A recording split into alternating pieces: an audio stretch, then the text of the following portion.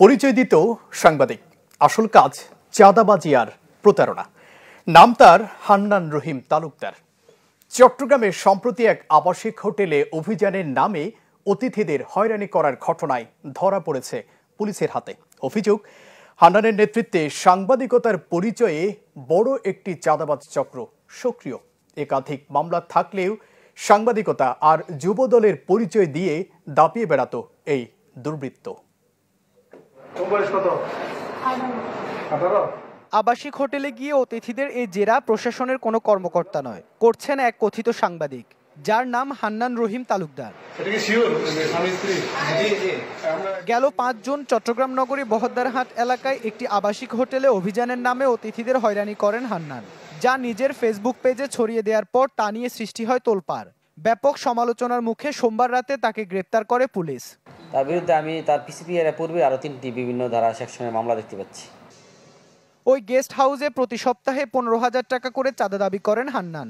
সেই চাঁদা না দেয়ায় এমন কাজ করেছে বলে অভিযোগ হোটেলটির কর্মীদের।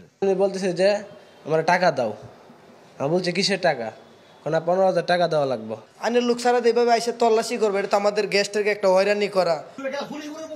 চাঁদগাঁও ও বাইজিদ এলাকার বিভিন্ন আবাসিক হোটেলে ঢুকে হয়রানি, চাঁদাবাজি ছাড়াও হান্নানের বিরুদ্ধে অভিযোগ বহদ্দারহাট, কর্ণফুলী ও আনোয়ারা উপজেলায় অটোরিকশা চালক থেকে শুরু করে দিনমজুর সবার হাতে তুলে দেন সাংবাদিকতার পরিচয়পত্র, বিনিময়ে নেন অর্থ।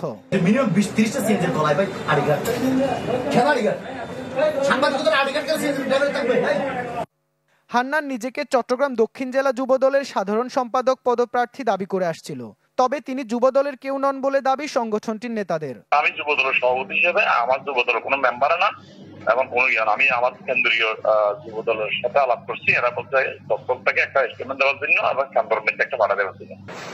নিজেকে চট্টগ্রাম প্রেস ক্লাবের সদস্য পরিচয় দিলেও সেটিও ভুয়া বলে জানান সংগঠনের নেতারা।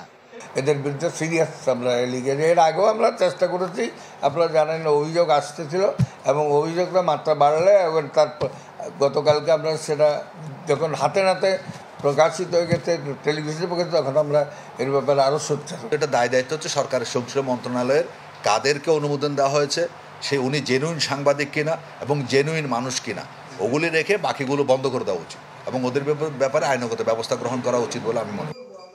শুধু হান্নানই নয়, সাংবাদিক পরিচয় এমন বহু প্রতারক ও চাঁদাবাজ চক্র সক্রিয় চট্টগ্রামের বিভিন্ন এলাকায়।